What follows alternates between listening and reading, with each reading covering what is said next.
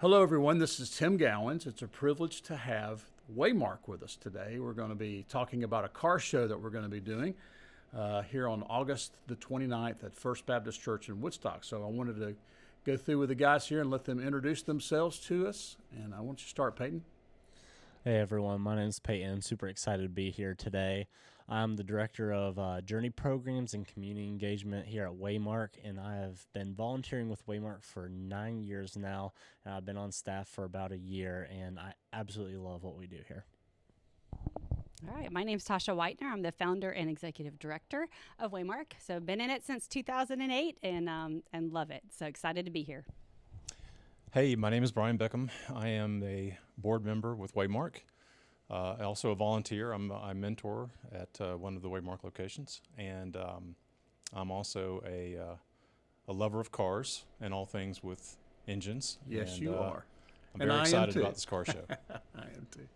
Well, it's a privilege to have each of you with us today. I've got a series of about 10 questions. They're just discussion questions I want to ask. So obviously, for those who are listening who may not know anything about Warmark, I wanted to talk about the origin story. How did Warmark come to be? So here's the question. How did Warmark get started in foster care?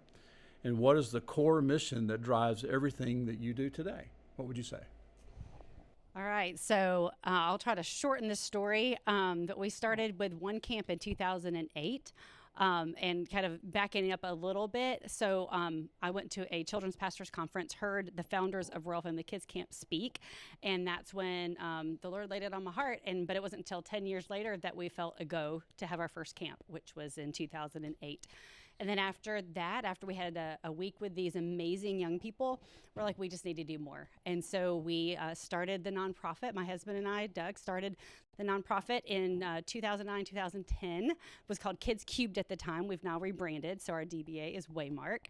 What's behind the word Warmark? Explain how you went from Kids Cube. You explained it to me. I thought that was very interesting. So I think our listeners would like to know how that came about. So Kids Cubed, it was kind of, we're not just serving kids anymore. So when we started, it was 6 to 12-year-olds. But now, we're serving, teenagers and young adults. And so it's kind of so much more than that.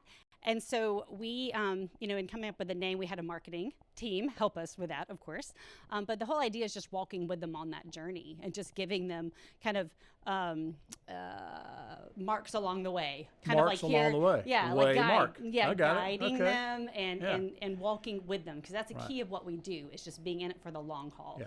So everything we do really is a journey. Right. And we just now, initially, you guys didn't like the name. Is that right? Correct. Yeah. Yes, we were all like, that's not working. to fit. We had to sit on it a little bit. And but now you like it. I think it's a great name. Yeah, I really do think it's a great name. It makes a lot of sense and really kind of represents, what we're trying to do. Yeah. Okay. Yeah. Okay. So let's talk about the needs in the community. Okay. For listeners who may not be familiar with the current foster care landscape, and there's many. Okay. What are some of the bigger challenges facing the kids and the families right now? What would you say? Maybe, Peyton, you have anything to add to that? What's some of the things that you think are challenges to the families? Well, I can definitely speak to the one we've been having a little bit recently. Obviously, I said at the beginning, I'm the director of the Journey Programs, and so that focuses a lot on our teens. And so that's basically 12 and up going. We have a Journey Forward program going on right now, which is our young adults. So that's 18 to 25 and kind of a little bit more up. But we definitely see a lot of trouble with the transportation issues. A lot of them don't really have the people who can take them for their driving courses to get their hours in. The funding can be a problem with just the driving tests and all those different types of things. We definitely see issues with just giving them the independent skills that they need before they either choose to opt out of the foster care system or they just basically age out. So those are some of the most common issues that we find, and we definitely want to provide with them support and networking resources because they definitely lack a lot of those. I got you.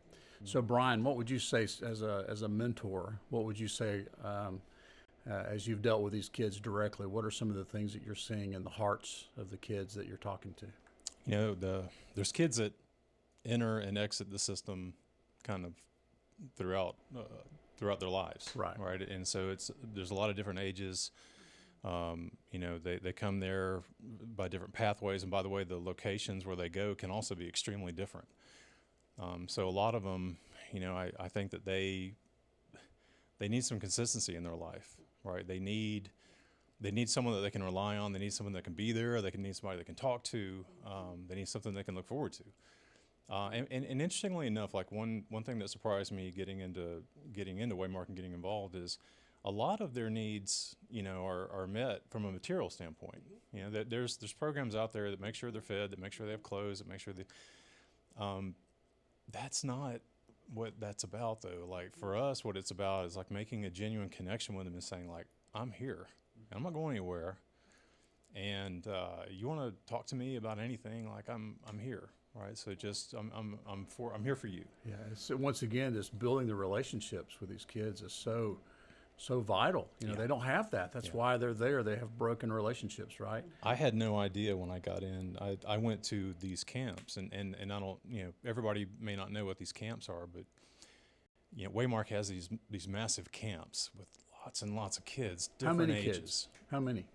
This summer we took 94, and in Okay. the fall we'll take anywhere from probably around 95 teenagers. I got you. And Wow. there's fishing, and there's obstacle courses, and there's of course meals together, and all these things. And what I didn't expect was that I was going to meet these kids and just kind of fall in love with them and say like I want to be here for them. And so I came back from that camp and immediately started mentoring some of the kids that I went to camp with. And when I went to the mentoring location, I met 15 other kids. And it's it certainly it's something that we're commanded to do, that we're drawn to do, that we want to build community for these families. But what I want to do is I want to be there when these kids do reach a point in their life when they need me, and so that's what I really focus on. Wow, that's really awesome, man. You guys are doing such an incredible work in the community. I'm so proud to be associated and to know you guys. It's such a privilege. Let's talk about some stories of hope. Stories of hope. Can you share a powerful story or a moment from your time with Waymark that shows the real human impact of what donors support the donor support makes possible? What kind of things are happening with the donors' money that's making an impact? What would you say? There's so many stories. I'm sure. So my favorite one is Mary Kate. And we met her in 2008 at our first camp. She she was hurting. She was really hurting when she was with us. But by the end of the week, she was laughing and smiling. I can still picture her smile. So through the course of the rest, her rest of her childhood and teenage years, she had 2 mentors. She went to all of our programs, was super engaged. And gradually, she got married. She went to school, all of that. But she's now come back. Is on our alumni advisory board. She's a monthly donor. She's a mentor. Is a part of all of our camps. And she, quite honestly, she's gone through some really hard things, but is one of the strongest, most resilient people I've ever known. And she'll tell you it was because of the relationships from being involved with Waymark and the people that she met. And that's probably one of my favorite things is when I see our kids coming back to serve. And we have more and more that are doing that. And it's just amazing to see what God has done and see the influence of our team, our mentors, and everybody on the lives of these kids. And they're successful, and and I think this is a key too, kind of going back to the other question, is they need to know they're loved. They need to know they belong. And I think that's a gap, because when you're passed from person to person, all the people in your life are being paid to be there. Not all, but that's, I think, how they feel. And so when they know there's people that are pouring into them that aren't getting paid for what they're doing, they're like, oh, you really care. And I've seen this. Yeah, I've seen the right. kids at some point, they're like, well, you're paid to be here. Yeah. And we're like, no, we're not. Yeah. And the kids, It's they're huge. like, no way. Like, You mean why you're are here you just here? because you care? Just because you care. Just No, because you and- care? yeah. Is the Yeah, reason I've why seen you're that here? conversation happen in real It's time, and it's Yeah. it's eye opening for Yeah. sure.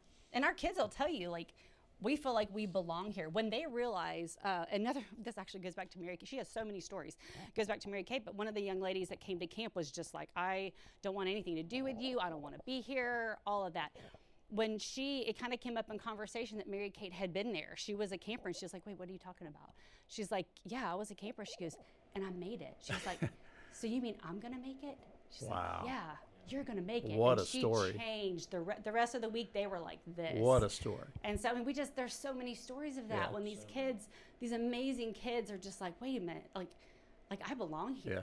Like there's other kids who have been through this too, Yeah. and like I matter, like Yeah. I'm important. There's a God who created me and has a purpose for me. Like when you realize that, like that changes everything. It does. Peyton, what would you say? What would be a story that sticks out in your mind? I'm sure you got lots of stories Oh as yeah, well. I got a lot, but the one that sticks out the most to me right now is my friend Edward. He's actually been through our program before, and he's on our alumni board too. I'm mentoring him right now, and he actually was able to get a full-time job through Tasha's husband, and he got a position at Signature FD. And I mean, he's doing wonderful now. He graduated with a bachelor's degree from UGA. He wants to go into law and just get into all those different things. And just seeing like how much he has grown and just loved others and all that type of stuff, and just seeing just his story just throughout going through our program and everything has been amazing. And So coming it's- back to serve, so he serves too. Yeah, Yeah. So not only is it relationship based, it's actually using the network of people that you guys Exactly. know Yeah. to really make an impact in their future. What incredible. We all know a lot of times it's who you know, and so we're Yes. trying to help our kids connect with the right people. Right. So it makes a big difference. Yeah, it's amazing. The older I get, the more I realize how much life actually revolves around who you know and the network that you have. So it's important not to be burning bridges, right? Very important. Yeah. Looking ahead, let's talk about that. As you look forward to the future, what are Waymark's key goals and visions for expanding your reach and support in the coming years? What would you say? That's a really good question. So I think a key, so just to kind of give you a little bit of an overview, so we connect through our camps that we've already talked about. We we connect through our camps, and then we oh my goodness, thank you. Equip through our life Equip, and job yeah. skills. It's been a long day. It's Yeah. been a long day. Life and job skills, and so that's where we're giving these kids like the connections to the right people. They're speaking to them on different topics that they need to know about, a career fair, all of these things. So practical connections and resources. But our mentoring program really is the core of what we do. So it's our one-on-one. It's our compass groups where we go into group homes where we're at local churches and we're working with these kids on a weekly, bi-weekly basis and sharing a devotional and activities and that type of thing. So for me, really growing that program is key because that's more and more people walking alongside these kids on their journey. So that's all of the pieces are important, but that mentoring piece is huge, and we're growing by leaps and bounds right now. So we're going into Devereaux now, starting a group there. We serve about 170 on a weekly, bi-weekly basis right now. And then our journey forward, of course, we're going into, Lord willing, KSU and some other things. So I just think the expansion of that program is really key because that's where we're really seeing the fruit because we're walking with them and on a regular basis. That's really awesome. So let's talk about the upcoming events that we've got coming up. So this is interesting. So let's talk about the upcoming fundraiser, the Warmark Car Show. It's partially why we're here today. What inspired you to host a car show? And what can the attendees expect when they walk through the gates at First Baptist Church? Who was the inspiration there, Brian? That's all on me. We of course, we look for ways to raise money that goes to these kids and to these programs. Of course, it goes without saying that kids don't pay to go to camp. They don't pay for mentoring. We bring them a meal. We bring them, we bring them the word. We bring them a meal. We bring them our time. But those camps, kids are there for several days, and there's meals, and of course all these activities and volunteers that are there to make sure that they're safe and they're taken care of and those kinds of things. So the gist of this is to raise money for these programs, and there's a lot more programs. I mean, we can't even go through all the programs, but we're sitting in a board meeting, and I I really do love cars. That's very, very true. As really as does. I've gotten to know you, Brian, I think I would concur. Yeah, yeah. You love cars almost as much as I really do, and I tell you, I've had a blast so far going to all these car shows and recruiting Yeah. people to come to our car show, and also going to the Lamborghini dealership and asking them to bring cars out. That was fantastic. Like, oh, what a blast that was. But I thought about it, and this car show is not just going to be cars in a parking lot. It's going to be, the vision for this is for it to be a family-oriented event. There's going to be an inflatable for the kids. There's going to be food trucks. There's going to be, vendors out there, selling goods and hopefully ice cream and snow cones and lots of coffee. You got to have coffee. Yeah. Because we're going to be there pretty early in the morning. But it's going to be a lot of things, and it's a community type event, and we want. Our activities when we're trying to raise money for these kids should be around building community as Yeah. well. Absolutely. That's great. So let's talk about the car show details. Okay, what are the specifics? What's the date? What's the time? What's the location? What's the cost per car, per vehicle to get into the car show? Ticket pie? Is there going to be a ticket price? Is there going to be a general admission? What's the plan? What would you say? Well, it's August 29th. Okay. It's at Woodstock First Baptist Church. That small little church. Yeah, in Woodstock? little bitty parking lot. Somehow we'll find a way to make it. Yeah, But, somehow. we're going to start up. Visitors will come in, I believe, at 8 a.m. and we're going to run it until everybody's ready to leave, I guess. But cars will start showing up probably around 6 a.m. and vendors will be setting up around 6 a.m. Okay. And but yeah, we've got a great space. It's going to have a lot of room for these cars because I know that these guys that drive these cars don't want to park next to somebody else. That's right. So we're going to have plenty of room for these cars. We're going to be able to make space. The vendors that are coming, like a lot of them are in the car field. I think we have an upholstery company that's coming in that does automotive upholstery, and we've really tried to recruit some partners and vendors that are in the car community, but also those that really believe in Waymark's mission. And I know that Kraus Family Ford is one of your sponsors, absolutely, correct? yes. Kraus is our principal sponsor this year, and some people from Kraus have been amazingly helpful in getting us in front of the right audiences. And by the way, these visits to car shows, I take a Kraus guy with me on the weekends, and we go to these shows and we hand out hundreds of flyers and we talk to these car owners and we get to know them. And again, like in the sense of building community and letting them understand the mission and what we're trying to accomplish. And we've had a lot of very positive feedback. The people in the car community have been amazingly generous and helpful, and I'm so excited. I would love for there to be 1 million cars in that parking lot, and That's a lot of cars. that would be a lot of cars. That'd It'd be be a good. great problem to That'd be have. It'd be a great problem to have. And how much per car are you going to charge for the opportunity? It's $25 fee Okay. per car, and we are going to have several awards. We have several different kind of classifications for cars. We're going to have several awards, and some pretty neat trophies I think are going to come out of this. It's going to be pretty special.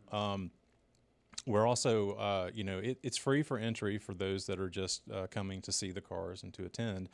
But of course, we are looking for donations from people as well. So So you'll have an opportunity for folks to actually give a donation if they want to. How are you going to do that? QR codes, we're going to have them kind of scattered throughout the event. We will have live volunteers out there at a table collecting. If anybody wanted to give, a $5 bill or a $20 bill or whatever else, we'll have somebody there to collect that. But we're going to have those QR codes all over the place so that people can scan it and they can learn more about us and they can make a contribution. Okay, great. That's wonderful. It sounds like I'll be there. I'm going to come. Me You better too. be. I'll be there. How will the money raised from this car show directly fuel Waymark's mission and impact the children and families that you serve? Well, I would say, like Brian was saying, we don't charge for anything we do. So we rely on people with a heart for these kids to be able to do what we do. And so we're very good stewards with our funds. And so, so we're able to do a lot with a little. Just every penny is going to go to camps, life and job skills training, mentoring. So it's going directly to these kids and being able to be one-on-one and just loving on these kids and helping them understand how amazing they are. And Yeah, they have a bright future. And believe me, like I have to give all the credit to Tasha about this, but we are very good stewards with the money, and they know exactly how much it costs to send a kid to camp, exactly how much it costs, to take a kid through Journey Weekend, exactly what it costs to have these mentoring sessions on a per kid basis, and yeah, those funds are getting used, and it's of course there's camps twice a year right now, right, but mentoring happens every week. Yeah, right. It's constant, Right. constantly happening. Yeah. So we have to make sure that we are managing that flow, and these events are really crucial to that. It's really incredible. I went to a car show recently myself, and I was promoting your car show. And one of the guys said to me, he says, there are so many people that come out here wanting us to come to their car show, but it's about them. It's not about a ministry. It's about their car show. They're trying to raise money for a softball team or something, or buying jerseys for the whatever. And he says, but when we see things like this, it really makes us want to get more involved. So that's great. You guys are doing great. A couple more questions. How to get involved? Let's talk about that. Beyond bringing out a cool car or buying a ticket, how can the local businesses, volunteers, or community members sponsor or support the show? What would you say? So sponsor the show. So I guess Well, we talk about we have sponsorships. Speak to that. Yeah, we have I can speak sponsorships. to the volunteer side of it. You speak to the car show Sure, side of it. sure. Yeah, on the car show specifically, like we have 3 different sponsorship levels. We have a gold level, a silver level, and a bronze level. And the cost, I believe, is $2,500 for a gold level sponsor, $1,000 for a silver, and then $500 for a bronze. And our job is to reciprocate and promote those groups that are investing in us. And, of course, we're going to get up and we're going to thank them in person, but we're going to have their logos plastered all over the place. They have the opportunity to have a booth in the car show as well, where they can tell the community about themselves. And by the way, we're also open to other nonprofits. We want to help other nonprofits get their message out. And so the plan is to have these booths and to involve them, in building this community. And this is a part of who we are. So That's awesome. That's really great. Okay, last question. Last question would be a call to action. Where can listeners or our viewers go online right now to register for their vehicle or buy a ticket or make a donation or learn more about Waymark? How do they do that? All right, so waymarkfoster.org. So you can find everything there. So if you click on fundraising, you can go to our fundraisers. It'll tell you all about our gala that's coming up in November, and then also the car show coming up. So all the different opportunities, events that we have like that, that's there. They're volunteer opportunities. We break them down by level. So you've got level 1, which would be like cards or bringing a meal to a Compass group. Level 2 might be serving at camp for a day or a week. And then the last would be mentoring, and that would be level 3. So we have it broken down. We have it real simple, very clear. So there's opportunities to volunteer, there's opportunities to give, there's opportunities to participate in our fundraising events. There's no shortage of opportunity, and we feel like everybody can do something. Everybody can impact the lives of these kids, whether it's, if you don't have the time, then maybe you have the funds. Maybe you don't have the funds, but you've got the time. So everybody can do something, and it's all important. Writing cards is just as important as somebody going out and being a mentor. Really, everybody serves in the area that they're called to serve in, and it's all important. yeah, and makes and a from difference. the website, there is a link that will allow you to go to the registration for the car show. If you wanted to bring a car, if you wanted to be a sponsor, if you wanted to set up a booth and be a vendor at the event, there's an application there for all of those things. We also have a Facebook, what is it called? It's way more social media pages, a Facebook page. Yeah. Instagram. So there's a Facebook event. Okay. And so it tells about the show and, Okay. and again has links to all the registrations and the enrollments and all that kind of stuff. So yeah, we're trying to get that message out there. The website is a great place to start to learn about the organization itself and also just to see how you can get involved. Okay. Well, guys, thank you so much for being with us today. It's been a real privilege to interview you guys, and we're looking forward to seeing what God's going to do at the car show. It helps raise some funds and continue to grow Waymark and your influence in the community. Awesome. Thank you so Thanks much. for inviting Thanks for letting us Thank be you. here. This was Thank you. awesome. Thank you.